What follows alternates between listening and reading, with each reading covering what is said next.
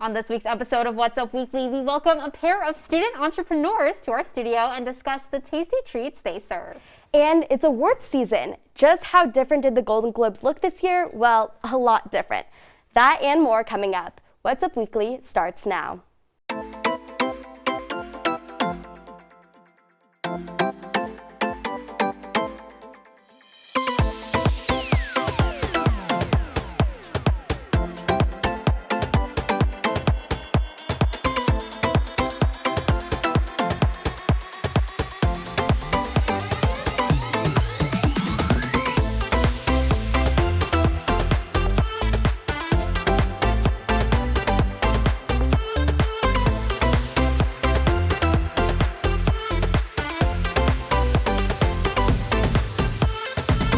Hello and welcome to this week's episode of What's Up Weekly. I'm Noelle Friel. And I'm Anna Black.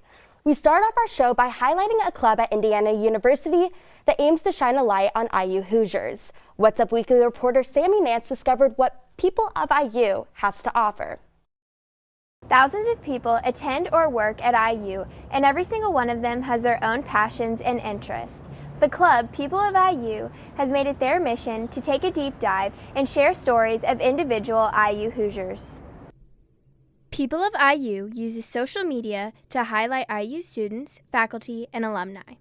Their team finds people and they interview, photograph, and write a story about them. People of IU is a means to connect, educate, and inspire.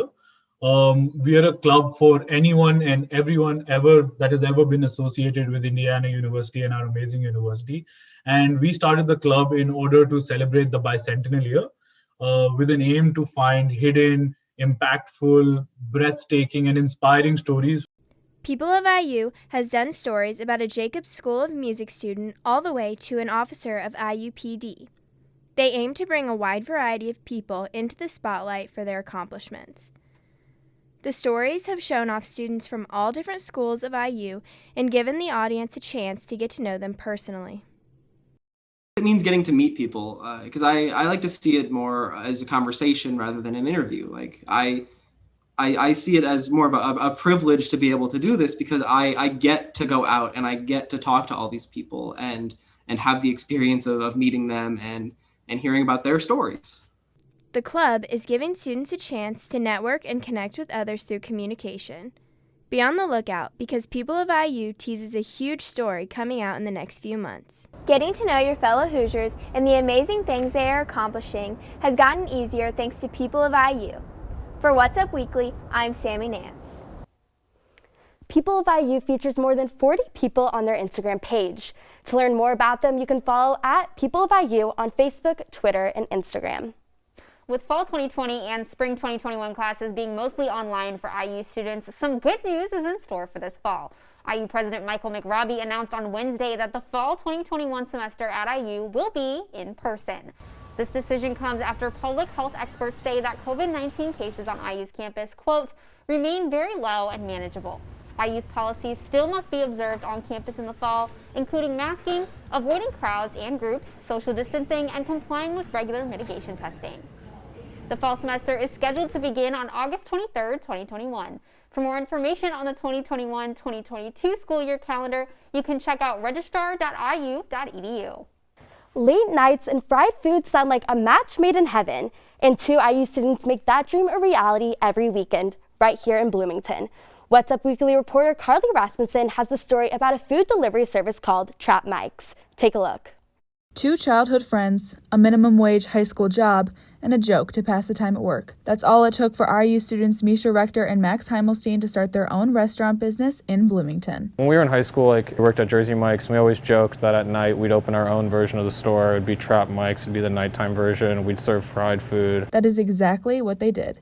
Other good stuff. But closing schools in response to the arising COVID-19 pandemic is exactly what opened the door for Misha and Max. It only really got serious once we went home because of COVID, because that is really what opened up the time and the opportunity for us to actually plan this out over a long period of time. It's been a little over a month since the public has been able to taste Trap Mike's for the first time, but it hasn't taken long for students to crave their recipes. This is where we keep all of our non-perishable goods. As each weekend approaches, Trap Mike's wants the student body to look forward to one thing: their food. That's kind of what we associate Trap Mike's with, is that if you're going out and you're partying, when you're coming back, Trap Mike's is what you're ordering. But starting a business is no piece of cake, especially for one whose shifts end around 5 a.m., Thursday through Saturday, every week. In any business, like, someone has to be up, someone has to be doing it. We take it seriously, but like, we want to have a good time as well. Working during the middle of the night is supposed to be miserable, but a lot of times we're like having a great time, cracking jokes. And just like the food that's made in-house, Trap Mike's keeps it real. A main focus for Trap Mike's is their free delivery, which cuts out all the added service and delivery fees that are seen with third-party delivery. So the price you see on the app is really what you're going to pay. We're trying to be honest. Like, you go into the app, you place your order, and it shows up at your door. So why should you choose Trap Mike's? Oh, free delivery. That's right. For What's Up Weekly,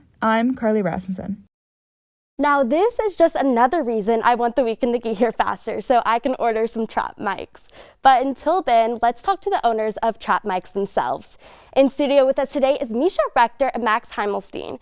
Welcome to What's Up Weekly. How are you guys? Good. How are you? Good. So can you tell us a little bit about how Trap Mike's got started? Yeah, for sure. So, like Misha was saying in the video, we thought of the idea last year, probably around this time, late February, early March. And when we went home, we just started talking about it more and more. And once we found out in May that we were going back to school and students were coming back, we're like, all right, not really doing anything, let's go forward with this and see how it goes. Yeah. And how has that been, juggling life and school and running this business? It can definitely be a lot at some times, but, it's just managing your priorities.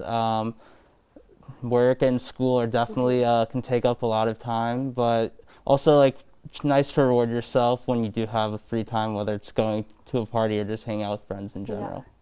Yeah, I mean, sorry, I was going to say, it's also, like, it really helps when you have, like, people to support you. Like, sometimes when, like, somebody's having a busy week or, like, can't work a shift, we have, like, a group of people that can kind of pick us up also. Oh, that's great. And when you were in high school and you joked about Trap Mike's, did you ever think, okay, maybe one day this might be a reality? I mean, yeah, yes and no. Like, I think I've always been sort of interested in opening up, like, a food place, so definitely down the line, but definitely not, like, in college for the most part. And I mean, we called Jersey Mike's Trap Mike's when we worked there just because it was like a fun place to work or whatever, just as like a culture. And it really just, as I said, like, fast forwarded because we were home with COVID, had nothing to do, and the opportunity sort of arose. Yeah. I'd really agree with that. Personally, in high school, I never thought that I'd open a restaurant. Yeah. If you'd asked me that, I would have never said that that's what I wanted to do in college. But as Max was saying, like, the opportunity presented itself, and I think both of us agree that we love food, so this is something that we could definitely get behind. Yeah, that's so impressive. You guys are only sophomores and you're already starting this business. So what would you all say your favorite item on your all's menu is? Personally for me, like, I really like the Uncle Artie. It's a chicken tender wrap with marinara, ranch, and mozzarella. But it's actually funny. One of our friends was ordering one night, and he added cheese curds to it. I was like, that's genius. So we added that after the first or second weekend. That sounds so good. Yeah, it is. My favorite is the Heart Attack Macadilla. So it's our Heart Attack mac and cheese, which has cheese curds, mozzarella sticks, bacon, and bacon. And then we put that inside of a quesadilla and then press it. It's phenomenal. Whoa, it looks like a big sandwich with mac and cheese in it. That sounds like it would give you a heart attack. Yeah. Oh, yeah. What have you seen that, like, people have been ordering the most since you guys opened? I'd say the buffalo chicken wrap has been extremely popular. A lot of people, I'd say that's been the #1 item, and the Big Mike sandwich. Also the macadillas have been popular as well. Yeah. There's kind of like 1 or 2 items in each food category that's like the most popular within that category. But in general, I'd say the wraps have been probably the most popular. Yeah. Okay. It sounds like you can't go wrong. All this sounds so good, especially late at night. And for people that are interested in ordering, where can they go to place an order, and what kind of times are you guys open? Yeah, so that's a great question. We're open 10 p.m. to 4 a.m. And the best way to order is by downloading our app, Trap Mike's, available on the App Store.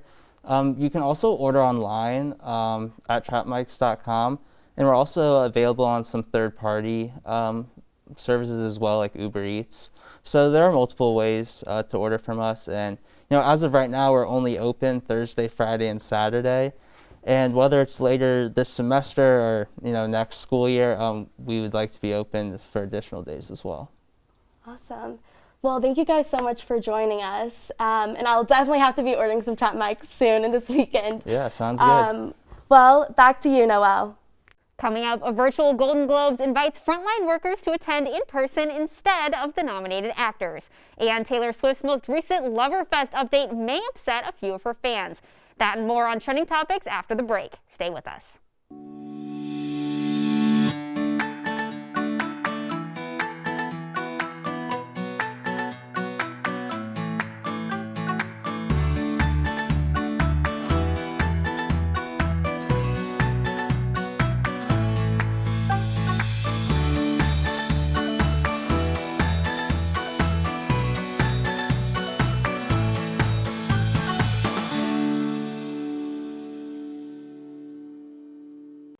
Welcome back. We start off Trending Topics tonight with some sad news. Pop icon Lady Gaga had a terrifying experience this week when her dog walker was shot and 2 of her dogs were stolen. The LAPD has released surveillance video of Lady Gaga's dog walker being attacked while walking the pop star's dogs in Hollywood Wednesday night. The dog walker is currently hospitalized in critical condition. 2 of Gaga's 3 French bulldogs were stolen during the attack. The third escaped and was later found. Gaga quickly offered a $500,000 reward for the dog's return. Thankfully, both of the stolen dogs were found unharmed on Friday when a woman found the dogs tied to a pole and brought them to the LAPD. Speaking of furry creatures that have recently made headlines, a ferocious sheep was found roaming southern Australia. To say that the sheep was overdue for a trim would be an understatement. The animal was found to be hauling 66 pounds of extra wool. Such an excessive amount is dangerous for sheep. Animal sanctuary workers jumped in to help the sheep, now nicknamed Bah-Ross. Bah-Ross' transformation sparked lots of social media attention. Now, the sheep doesn't have to feel so sheepish about his enormous amounts of wool. And pop star Taylor Swift is calling off concert shows that were postponed due to the pandemic. Last April, Swift canceled all live appearances and performances for the rest of the year in what she said was an effort to prevent the spread of COVID-19. Friday on social media, Swift apologized to fans, saying that she's disappointed to have to cancel the postponed Lovers Fest shows because of the, quote, unprecedented pandemic. Despite not being able to see fans live, Swift surprised them earlier in February by announcing that she will be releasing a re-recording of one of her first albums, Fearless, on April 9th. Taylor Swift's show may have been postponed, but one recent show was not. That's the 78th Golden Globes, which took place Sunday night. If you missed it, well, you're in luck because we are bringing you the latest rundown.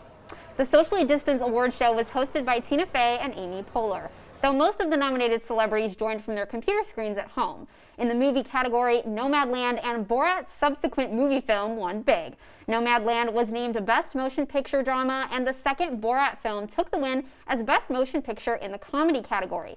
Shows Schitt's Creek, Queen's Gambit, and The Crown dominated the TV series category. Despite the Golden Globes being virtual, there were still many memorable moments. One of those included Chadwick Boseman's widow accepting his award in his honor. Boseman won Best Actor for his role in Ma Rainey's Black Bottom. The virtual Golden Globes demonstrated that, despite the circumstances, the show must go on. And that's what's up this week. Tune in next week for more local and entertainment news. Be sure to follow us on social media. Follow us on Facebook, Instagram, and Twitter at IUSTV News. For What's Up Weekly, I'm Noelle Friel. And I'm Anna Black. Thanks for watching, and we'll see you next week.